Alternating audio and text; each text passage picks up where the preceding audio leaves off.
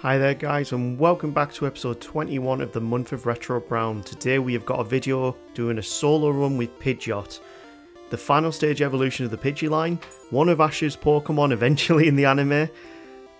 And yeah, flying types in Gen 1 generally aren't that good, but we might be surprised today, who knows. Getting really close to Christmas now, and it's, I hope you're as excited for it as I am. Definitely, I love Christmas, it's one of my favourite times of year. So let's have a quick chat about Pidgeot.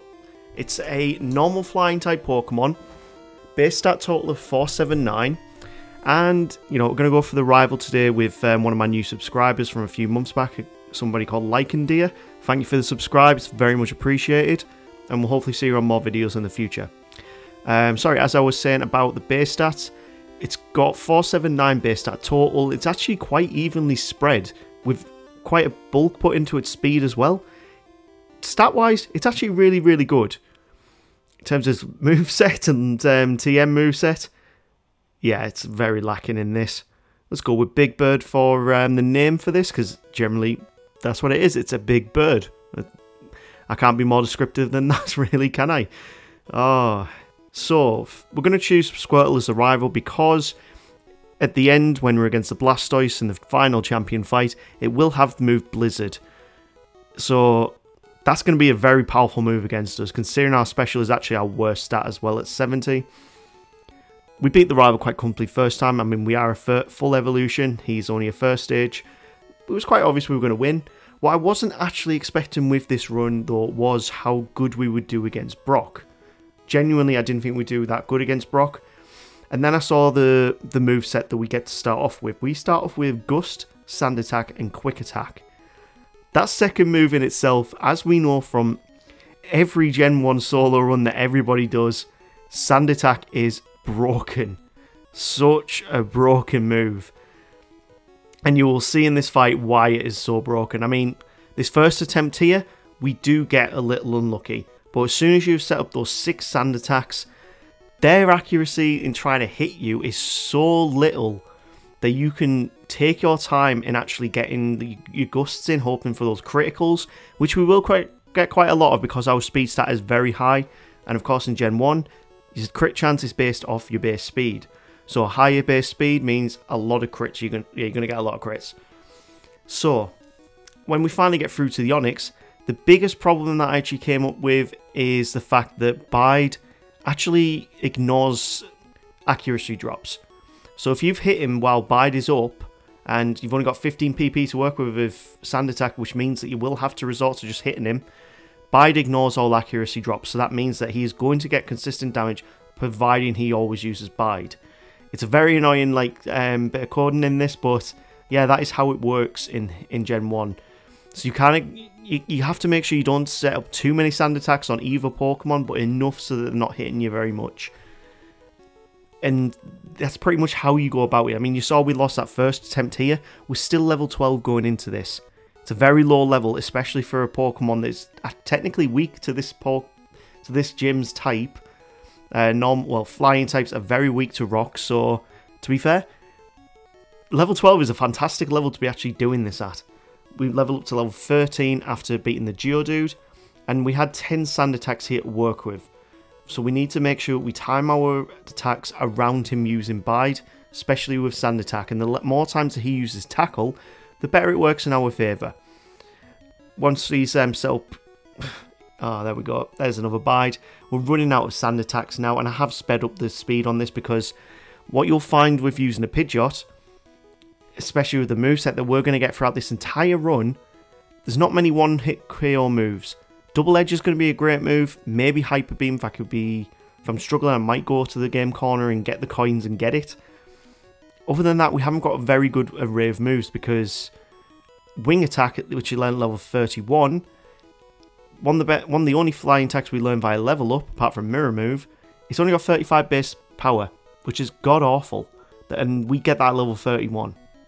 We get a Stab Fly move at level 31, our very first Stab Fly move. Not worth the time, really, but let's have a talk about Misty now we're into the fight.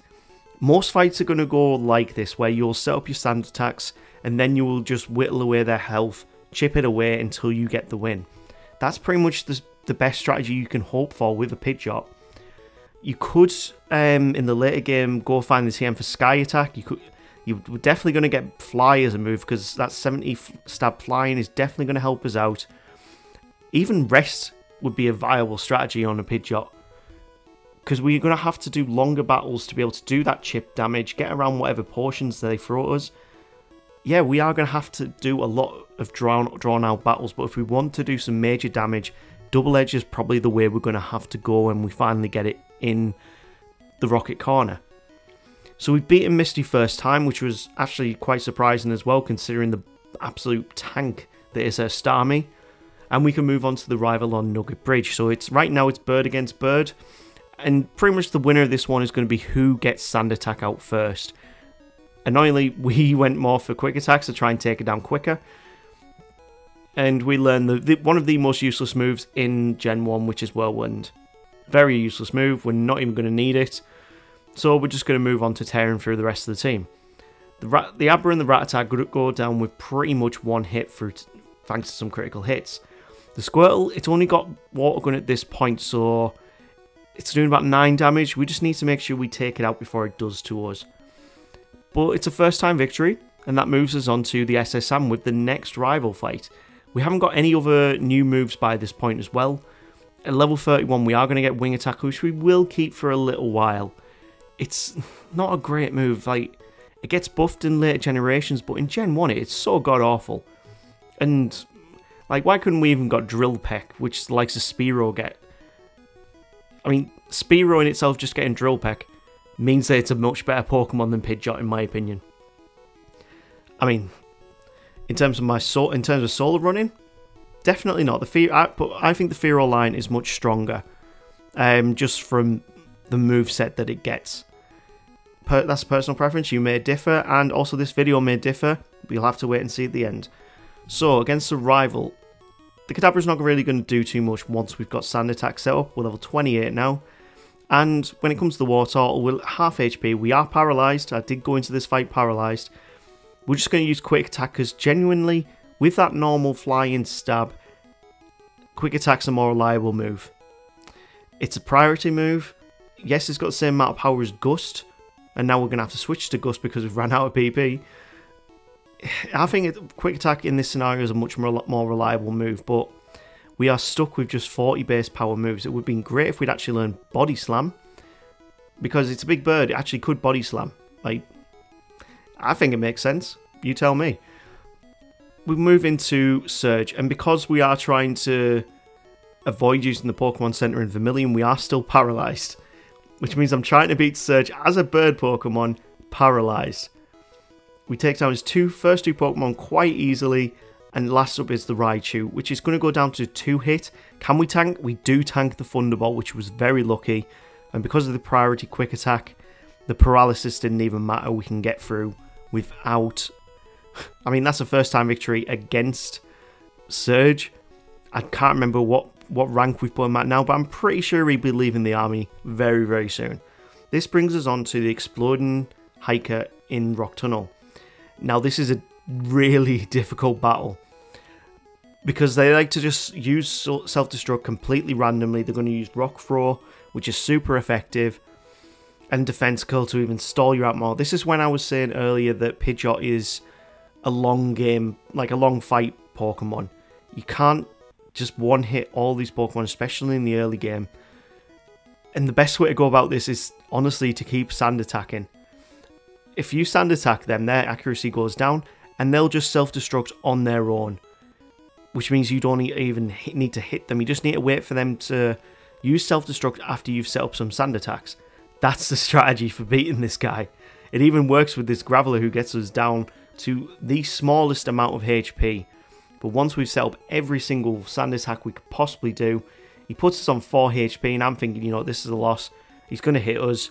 Self-destruct's not got enough, and then he misses. So, yeah, we actually can beat the Hiker using that strategy, and it's a viable strategy. Sand Attack is not banned on my rule set. So let's move on to the rival in Lavender Tower, who, of course, is Pidgeotto is now starting to get up the levels. It's catching up to us a little bit, but it's still not enough to take us down. We have learnt Wing Attack, which means we've got an alright move, really. It's not a great move. It really isn't in Gen 1. Oh, but it's enough to take down the Execute in 2... Oh, for God's sake, we're 10 levels above that Execute, and one Wing Attack does not take it out. This is why I'm saying Wing Attack is not a good move. But anyway, Kadabra is out next. Quick Attack is going to do big damage. It's going to take it out in 1, and we move on to the Wartortle. Now, Wartortle doesn't have any resistances to flying type moves. Which, yeah, to be fair, none of the starters really have the greatest resistances to flying type. Even with the Charizard having that flying type on itself, the most difficult trainer is definitely going to be the one that has the Blastoise with Blizzard. I'll tell you who's not going to be a hard battle though. Erica, for once, is not going to be a hard battle for us. We have the super effective flying type move that is going to do big damage. And by big damage, I mean it's going to be a 2-hit KO. I mean, it looks like we're not doing that much damage at all, but it is actually... In this entire run, it actually looks like Pidgeot is going really, really slowly, but in fact, it actually isn't. Yes, we are taking a lot of turns to take down Pokemon, but we are speeding through this game quite quickly. And that is literally down to Sand Attack. Sand Attack is the OP move of this run. It even does fantastic here against Giovanni. So Giovanni here has got his Onix, he's got his Rhyhorn, and he's got a Kangaskhan. We've now picked up Fly as a TM, and finally, because we've actually got a good flying move now, we can take out that Onix in 4 hits. We are going to get hit by Rock Throw, but it's not too much of a problem. We've got 75 HP for 2 more Pokemon. We're going to have to keep using Fly against Rhyhorn. That stab flying definitely is making the difference, and we can take out Rhyhorn in 4 hits. No, 4 hits? 3 hits. Can't do my maths today, guys. That brings us on to the Kangaskhan. So we are going to keep using Fly. I mean, we could use Double Edge to finish off. We are going to use it. You do pick up Double Edge in the Rocket Game corner on the way to fight Giovanni for the first time. So once we've beaten everything up until this point, the game opens up. So we decide, you know what? The quickest route is to go via Silphco, then to Sabrina, then to Koga, then to Blaine, then to Giovanni again. So we're going to try Silphco first and see how we do. Quick Attack is still one of our best moves at this point, and we are level 38. And Quick Attack is still one of our best moves. Growlithe is out next, and we're going to go for the Stab Flying. It still doesn't take it out, but we are around his level. Execute with Fly now should take it out in 1 hit. It does, and that's perfect. That's good news for later on when the Executor comes around. We're going to use Double Edge for the Alakazam because its defenses are weak. We are going to take some damage there, but we've got 81 HP to deal with this Blastoise. It's going to be about a 4-hit move. Yeah, 4-hit KO. Unless we get a critical here. But yeah, Double Edge, 3-hit KO. And we move to level 40. So that's a first-time victory against Silphco rival.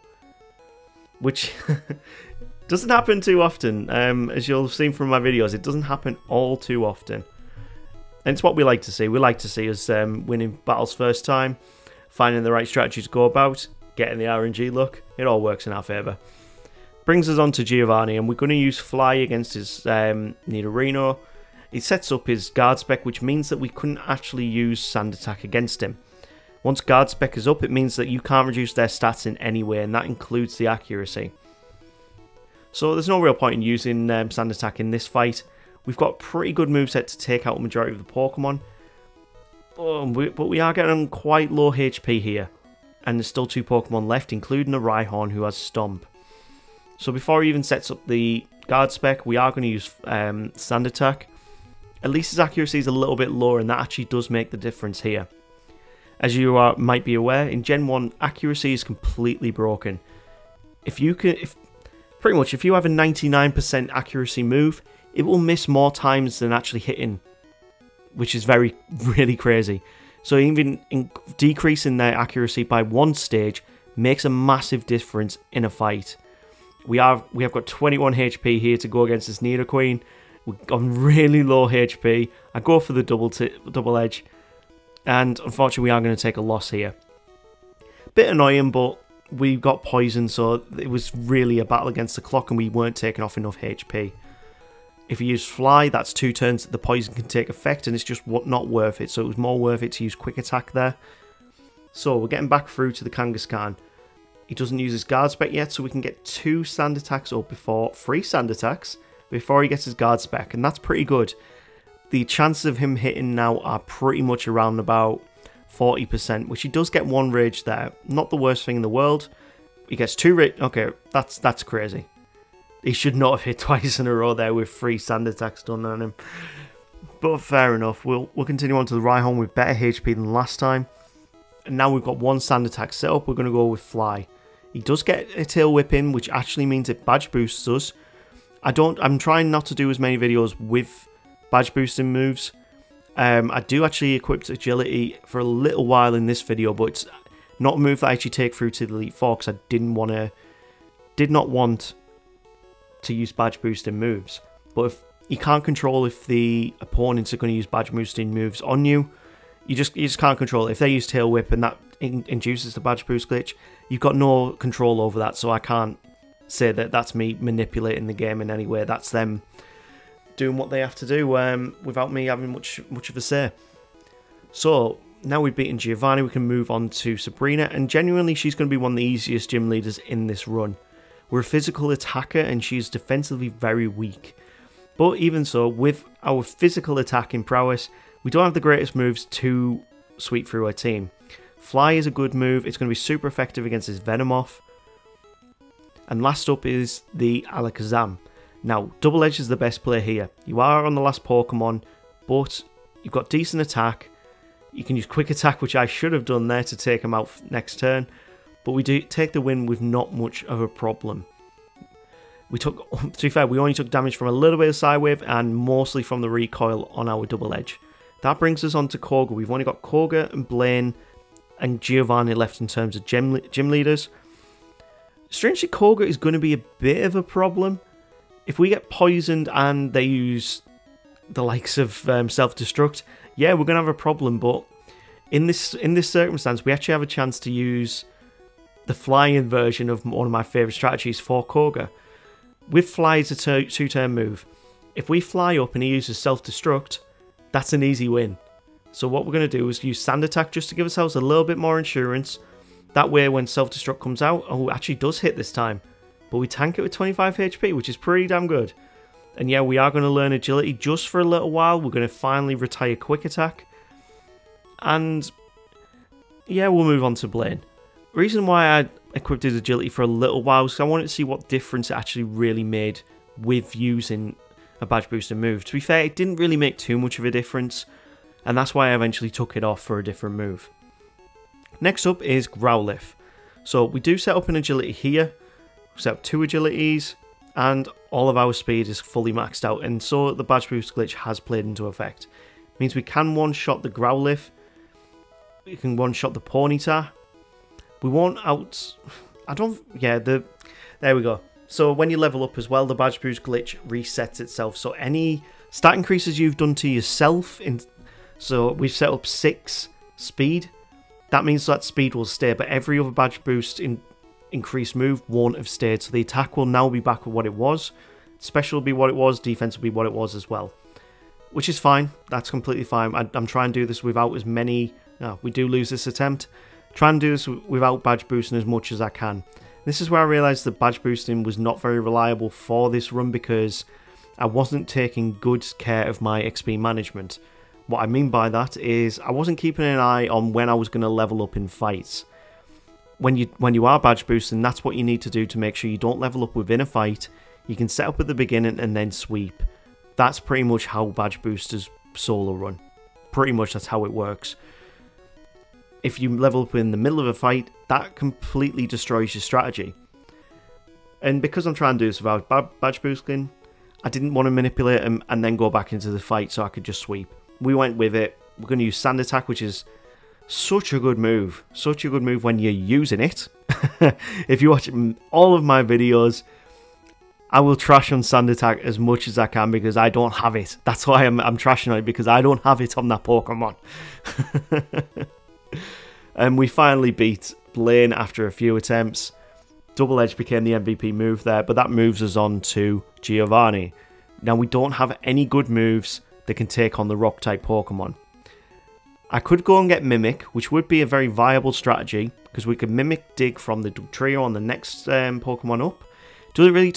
But really, to be fair, it's super effective against all of his Pokemon, but it's really only key for that Rhydon. Now, there's actually, as long as we have got the agility set up, and the reason why we actually are setting up agility here is because we don't want to be hit by one-hit KO moves. Having your speed as high as possible means that they will always miss. One-hit KO moves in this generation only hit if you are faster than the opposing Pokemon, and then even then it's got a 30% chance of working. We're going to use Fly to take down the rock Pokemon. We'll use Double Edge or Fly to take down the rest of the Flyers. I mean, the ground types. Dugtrio, Nidoqueen, and Nidoking. It's going to take, well, that's critical hits. I can't really tell. Yeah, it's going to be still around about 2-hit KO. We do level up in this battle as well. So Nidoking, I think, is going to be a 3-hit KO. It will be, and thankfully he's not really using the strongest moves. He's used Tackle and then he's used Poison Sting. That brings us on to the Rhydon. So my idea here is set up Sand Attack. He will never be able to hit us. And then we just take our time using Fly to take him down. We want all 6 Sand Attacks set up because then then he uses the Guard spec. As many Sand Attacks as possible, and that means that then he is not going to have many chances to hit us. And that is how much damage Fly is doing, yeah. So we're going to have to we're going to have to rely on Double Edge now. I don't know if we've got enough HP to do this. We're going to have to find out. We've got 38. Yeah, we should be able to do this. Yeah, easy. No worries. No worries. Level 47, we've just beaten Giovanni. Let's move on to the final rival fight before the Elite Four. And throw Fissure into the Pokemon Mart for some money.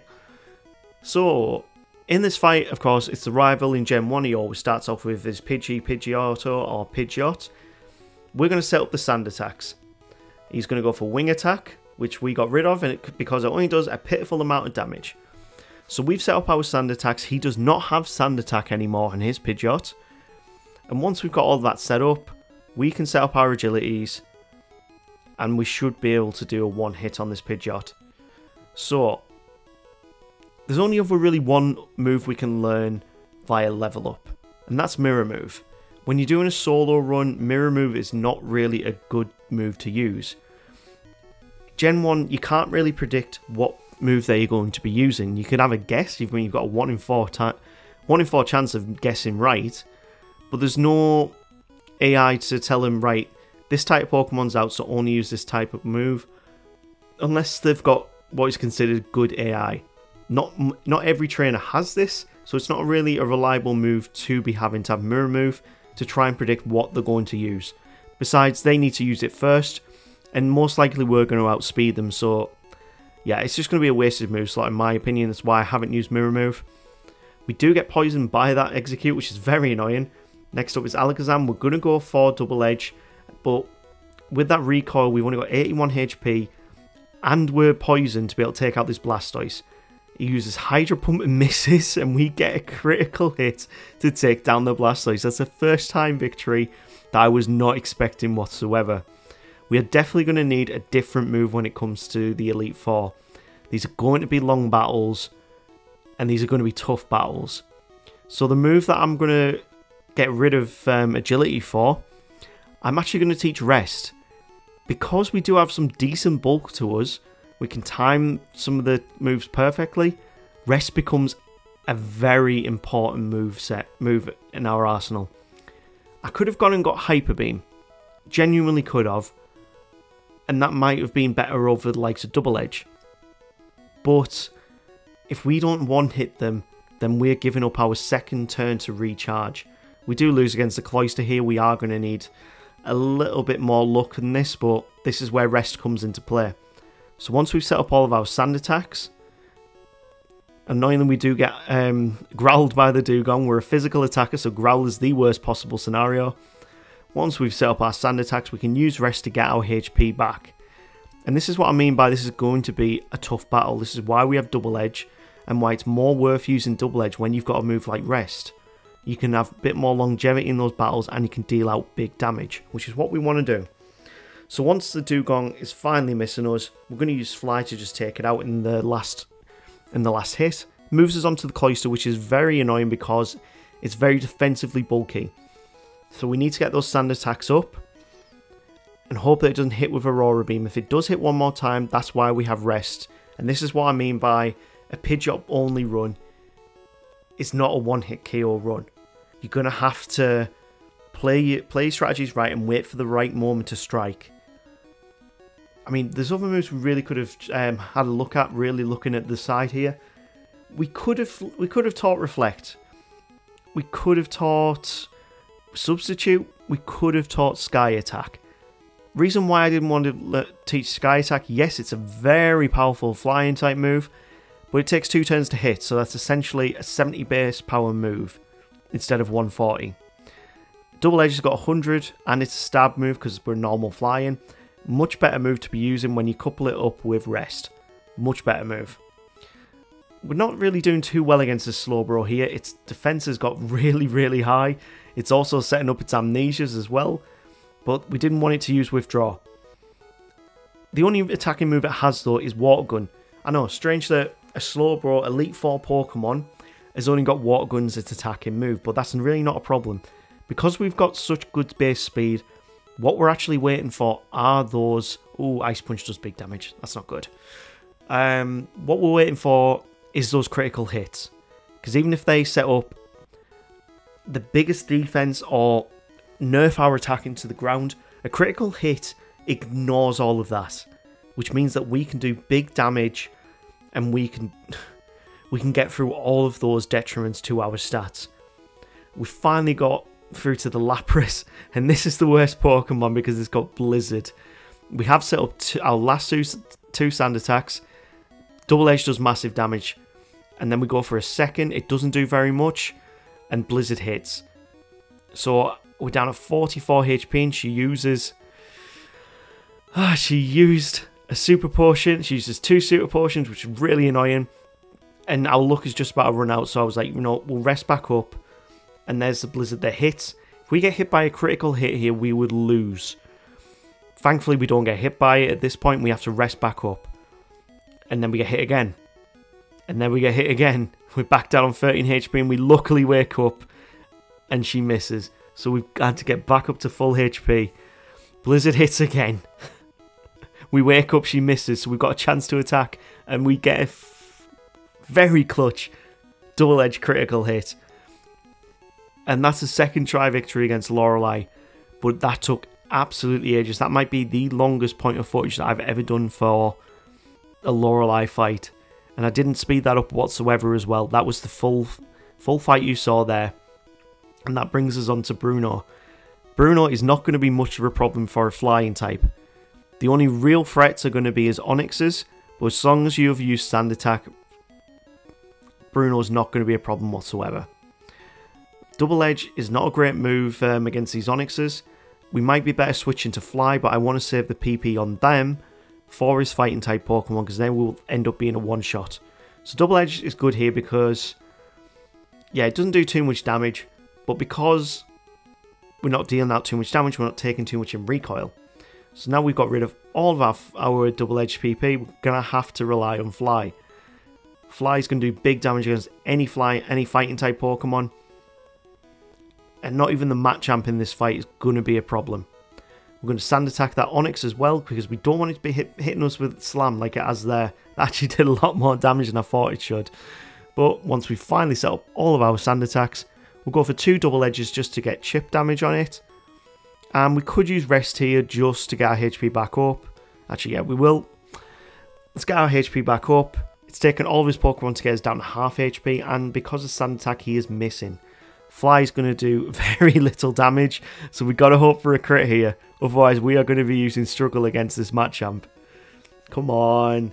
Let's get a crit. Come on, come on, come on. There's a crit. There's one. And do we get a second? No, we don't. One more Fly should be more than enough, should it? Yeah, well, it crits, so of course it will. Brings us on to the Machamp. And 1 Fly is not enough to take it out. We need to use 2. But there we go, that is Bruno done with just a Pidgeot, and we're only at level 58 here. We haven't used any rare candies at this point. which is really good. You can judge how good a Pokemon is if you don't have to use the rare candies.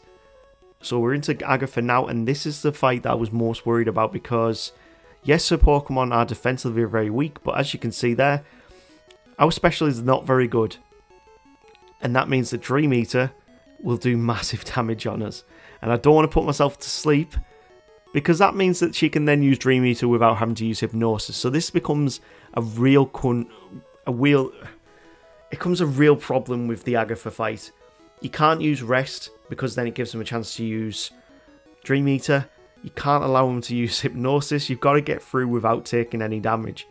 We get very lucky on this attempt where she switches out to the Golbat immediately. That gives us a chance, and then she switches out to Haunter as well, where we do big damage. Annoyingly, we get confused, and then she switches out again into Gengar. This was the most weird Agatha fight I've ever done in my life.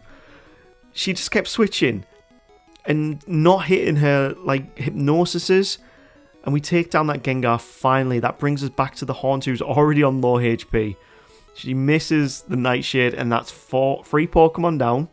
We can use Double Edge against the Arbok, and this gives us 2 Nightshades worth of damage to be able to beat this last Gengar.